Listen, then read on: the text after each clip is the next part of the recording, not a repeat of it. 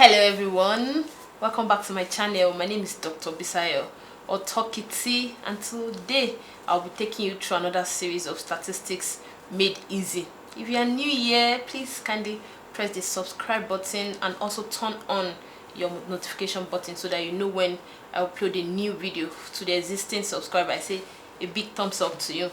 So today I'll be looking at another topic on the series of statistics made easy. And what is the topic? The topic we'll be looking at today is called sources of data.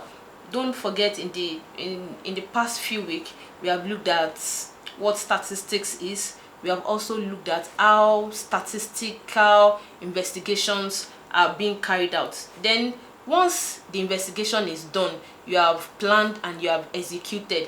The next thing is to know the sources of data, or know your source of data that you want to use. What source of data? It could come in two ways. The first one is called the primary data. And what do we mean by primary data? Usually we say they are original investigation from the investigator. Then another one we can look at is called the secondary data, and they are data that are already in existence. Then let's break these two down. Firstly is the primary data.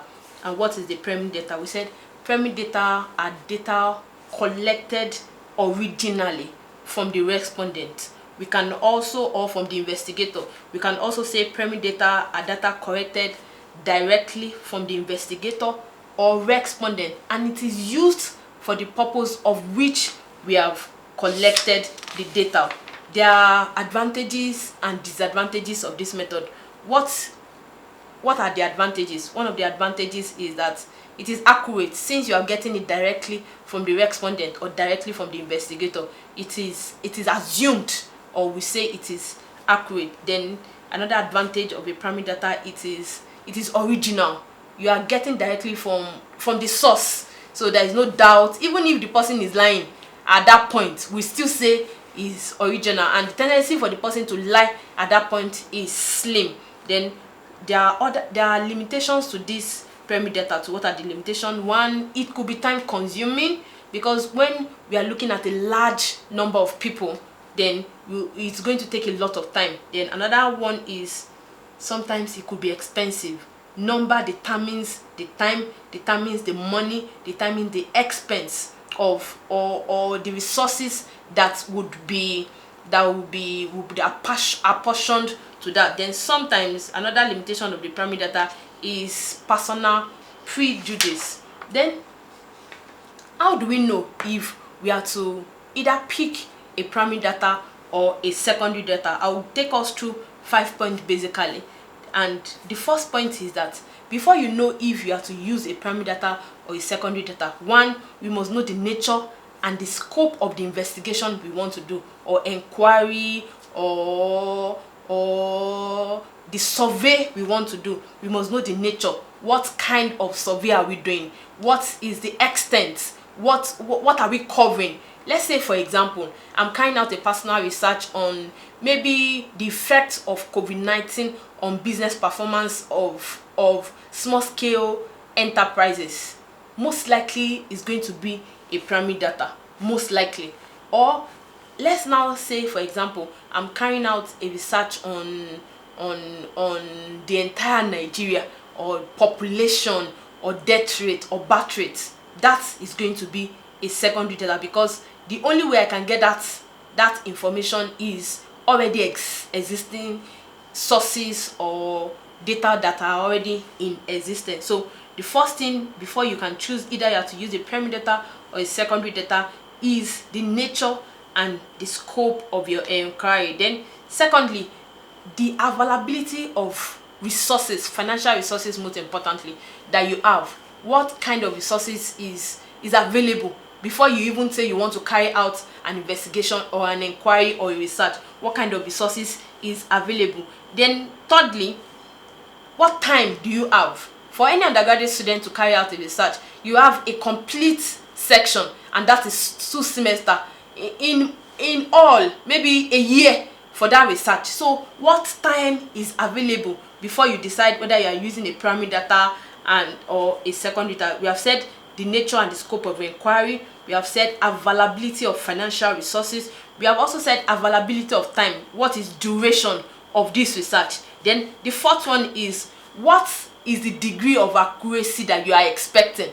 Are you just carrying out a research for the fun of carrying out a research, or the research you are carrying out is going to affect something or some people or a particular thing or a way of life? What is the accuracy that you're expecting, or that is the there? Then lastly, what is the status of the investigator? Is he an individual? Is he an undergraduate student? Is he a postgraduate student? Is he a PhD student? All this level of investigator differs on what will be their capacity. It might not be individuals, it might be multinational corporation, it could be small and medium scale enterprises, it could be institution, it could be the government. If, for example, the government is carrying out a research, that means maybe time is available, the resources is there, then the kind of research they want to carry out. Let's say for census, they want to know the total number of people living in Nigeria. For government, they will provide the finance, the time is there before census can be carried out. It means maybe years of planning, maybe 5 years has been into planning, or 3 years or 4 years before the actual census. So depending on all these factors, the first one I said nature and the scope of the inquiry, the second one I said availability of financial resources, the third I said availability of time, the degree of accuracy required, then the status of the investigator. Is the person an individual? Is it a small scale or medium scale enterprise? Is it a corporation, an institution, or the government? All these points determines whether you are going to use a primary data or a secondary data. Then the next thing we'll be looking at are the methods of collecting primary data. We are still talking about primary data. What are the methods of collecting primary data? Majorly, I will mention 4. The first method is called direct personal interview. And from the word direct personal interview, it means a one-on-one contact with the investigator, a one-on-one contact with the respondent, rather, a one-on-one contact with the respondent. And I said this is a kind of situation when the investigator comes into contact with the respondent, and you ask all the question. In maybe you have listed out some question and you ask all the question pertaining to the investigation or the survey that according to the investigation or the survey that you desired or you have required. Then what are the merits of direct personal interview? I mean advantages. 1, the response is more encouraging because it is one-on-one. I'm talking to someone and say, what is your name? Where do you live? How many are you married? Are you single? What is your income? The response rate is more encouraging. Then also another merit or advantage is that the information collected or gathered at that point is accurate. We assume that it is accurate, that the person is reliable and the person is saying the truth as at that time that we are collecting the information or getting the data from the person. But with all these merits, there are still some limitations. And what are these limitations? 1, it could be costly depending on the number of people you are dealing with. Then secondly, there is a high probability of personal prejudice, like I said, and bias. High probability of personal prejudice and bias. Then also another limitation, for you to carry out a direct personal interview, it means the interviewer or the person collecting the information or data must be learned or must be trained. Even if the person is not learned, the person must be trained. That is some of the limitation of a direct personal interview. Then the second one we'll be looking at is called indirect oral interview. Indirect oral interview.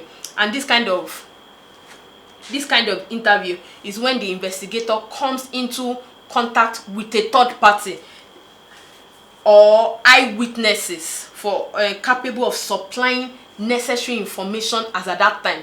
I said come into contact or eyewitnesses that are capable of supplying the information as at that time. Let's say, for example, I don't want to use okay, let me use this example. Let's say, for example, an accident occurred. Nobody will get to the accident scene and ask the driver, what happened? Were you over speeding? Especially when the driver is badly injured. The most reliable source of information as at that period or as at that time is eyewitnesses or people that were there to rescue the accident victim. You cannot ask somebody that is bleeding or somebody that is almost dead to say and ask what happened, how did this happen. You ask people around. That is called indirect oral interview, and this type is generally adopted when the information cannot be gotten directly from the respondent, but you get it from the third party. It has its own advantages and its own disadvantages. What are the advantages? It is very similar to the direct personal interview. When getting information could be accurate because they are the first point of contact to that scene. They are the eyewitnesses or the third party are the first contact, even if the information is not right, but we assume that information is right as at that time because no other person can tell us exactly what has happened or how the accident occurred. There are other examples of indirect. Let's say, for example, we want to carry out a research on mad people, for example. You can't go and ask the mad people, the mad person rather, how long have you been in this madness? When did you get mad? Or how often does this occur to you? Even if the person gets well and gets off into the madness sometimes, the best kind of how to get that kind of data is to ask the people nearby. That mad person sleeps somewhere. That mad person lives in a community. The people around that community. Even the mad person has a family. They have family, and sometimes the family can actually trace them. They can tell you, it started all like this. It was a shock. It was depression that led to this and like that. That is how you get such information. Then one of the limitations is it could also be costly. Then sometimes the third party might not be truthful. Then the third type or form of primary data is information from correspondence. And this type of how do we get this type of information? The investigator appoints local agents or correspondents in different places. Let's take, for example, like I said the investigator appoints correspondents or agents and they are located at different places to collect information or data. Let's say, for example, the radio station or the TV houses. When I was growing up, I used to have this challenge that how come that a TV station in Lagos or in Kwara, for example, gets information from Kaduna, gets information from Maduguri, gets information from Kano, Katsina, Ogun, Osun, while they are still in their states. I used to think about that a lot when I was younger, but now that I have the knowledge of statistics, I know that they have correspondents in each of these states. And what do? What they do is that they get information in each of those states because the correspondents are present in those states. They get the record and send to the headquarters, and the headquarters, like a TV station, just announces, okay, as at this moment, this is what is happening in Kaduna. As at this moment, this is what is happening in Ekiti State. As at this moment, this is what is happening in Osun. As at this moment, this is what is happening in Ebonyi State, and like that, because they have correspondents in different places that collects the information or data and relates back to the central office or to the head office to process such data. We have made an example already. What are the advantages of this? One, it is cheap. It is cheaper compared to other forms of primary data. Then it is appropriate for an extensive investigation. One, it is cheaper. Secondly, it is appropriate for an extensive investigation, but also it comes with some disadvantages or limitation. What is this disadvantage? It may not ensure very accurate results because of personal prejudice and bias of the correspondent. Then the last one, which is not the least, is called questionnaire. And questionnaire can be in many forms, but these are just the forms I can remember for now. It could be by post, it could be by mail, it could be personal. And what do we mean by questionnaire? Questionnaire means a list of questions listing out the question pertaining to the inquiry, prepared and sent.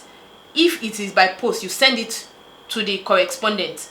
or respondent. If it is by mail, you mail it to the respondent. If it's personally, for example, an undergraduate is carrying out the effects of virtual learning on students of business administration performance. You are looking at the effect of virtual learning on the performance of students in business and business administration.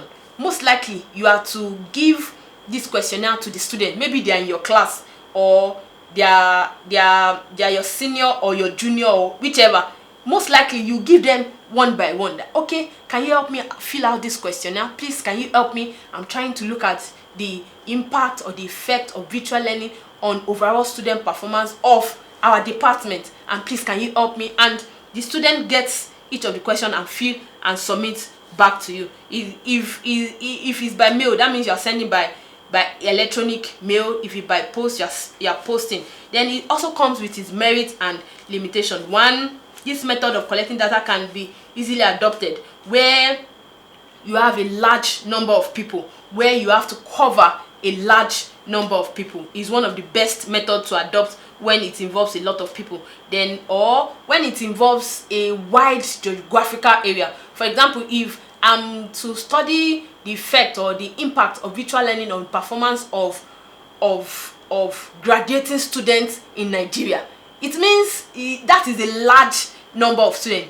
graduating students in the maybe all the universities in Nigeria, or all the polytechnics, or all the colleges of education in Nigeria, depending on my scope. So if my scope says graduating students in universities in Nigeria, it means that is a wide area, that is a large number to cover. So maybe I'm going to send by email or post the questionnaire, or send an agent to all those places to drop the questionnaire, make sure they fill and send back to me. Then this method is also considered to be relatively cheap when using the questionnaire compared to other means. Then for every merit, they come with their own demerits, and one of the demerits that it involves some uncertainty about the response. Then also the information supplied by the informants may not be correct, and this may be difficult to verify. Sometimes it might not be correct, and in most cases it is difficult to verify. Then how do we draft a questionnaire? These are just some of the things we should know we should understand before we draft our questionnaire. Don't forget that we said questionnaire is listing out all the questions pertaining to the inquiry. So what are the things we need to know? The first thing, or I say principles that helps in framing a questionnaire. The first thing is called a cover letter. Everybody knows what a cover letter is, but it is just a letter that introduces you to the organization, that tells the organization about yourself. For example, I'm a student of so university, the Department of Business Administration. I am carrying out a research on the impact of virtual learning and student performance of graduating students of the Department of Business and Administration. I would need your help in filling this questionnaire, and I pledge that this questionnaire will be used for the purpose of which I've collected it. Thank you, and God bless you. So you need a cover letter. That's one of the most important part of the questionnaire. There's a cover letter that introduces you to the organization, or to the institution, or the corporation, or to people that you are going to. It might not be institution, it might not be, even individuals. They need to know where you are from. They need to know what you want to use their consent to do. They want to know what is the importance of this research to you or to the organization that is involved in the research. Then also, like I said, principles that helps in framing a questionnaire. The numbers of questions should not be too large. Don't forget, sometimes the people we are giving this questionnaire to, they are busy people. They are managers. They are top executives. They have other things doing. Even if they are not managers or top executives, a student that has 12 courses to do, and the student has 4 classes in a day, the person too is busy. So we should try as much as possible not to make the question to be too large, not to make the question to be too voluminous. Then also the questions should be arranged logically. The questions should be arranged logically. Also, try to make the question short, simple, and easy to understand. It should be short, it should be simple, and easy to understand. For people who are not in your field and need to understand the question before it is answered, so it must be easy to, they must be able to comprehend it easily. Then also, ambiguous question should be avoided. Ambiguous questions should be avoided. Then also, personal questions should be avoided. You cannot ask somebody when last I am trying to look for a personal question. When last did you kiss? That's a personal question. You cannot ask, because even though it's a questionnaire, you're listing out your question for them to fill. You should try as much as possible to avoid personal question. Then the last, which is not the least, is instructions should also be available for the respondent. Instruction on how to fill the questionnaire, what to do. Is it yes or no? Are they to tick the bracket or to shade the bracket? Are they, even if they are supposed to maybe strongly agree, disagree, undecided, strongly decided, how do they shade? Do they need to shade or just a mark? Instructions should be made available for the respondent. I've said so much on pyramid data now. I've said the meaning of pyramid data. I've said the advantages and disadvantages of pyramid data. I've also said the choice, how you choose between a pyramid data and a secondary data. Then I've also said methods of pyramid data. I said direct personal interview. I said indirect oral interview. I said information from correspondent. Then I said the questionnaire. And I said questionnaire can be in different ways depending on how you want to make the questionnaire available to the people that wants to fill it. It could be by mail, it could be by post, it could be by correspondent, agents, or individually. You are giving out individually. Then what then are secondary data? Like I said earlier, there are two major sources of data, primary and secondary. Now we have come to secondary. What are secondary data? Secondary data are data that are already in existence, that it already exists, and existence could either be published or unpublished sources. They could either be published. They are not all sources are published. That's why I said published and unpublished sources. What are the advantages of secondary data? One, it is much cheaper to get. It is much cheaper to get. Then we can also say secondary data are available much easier or more easier to get, like I said earlier, than a primary data. Then secondary data are available on some subjects where it is impossible to collect primary data. Those are the two advantages of secondary data. There are some data you cannot collect as primary. You cannot get directly from the respondent. An example is census. You as an individual cannot take the census of a whole nation of Nigeria. Where do you want to get that kind of money? How do you want to do it? It involves a lot of time. It involves a lot of resources. The scope is large. The nature is also complex. So there are some data that cannot be gotten through the primary source. So it has to be secondary. These are the advantages of secondary data. Then what are the limitations? Sometimes it is difficult to find data which exactly fits the need of the present situation or the present project that you are doing. That is one of the limitations. Then secondly, another limitation of the secondary data is that the second problem is finding data which are sufficiently accurate for the project or the research or the investigation you want to carry out. Then another thing we'll be looking at is editing primary data. How do we edit primary data? These are the points that should be put into consideration in editing a primary data. 1, the data should be complete.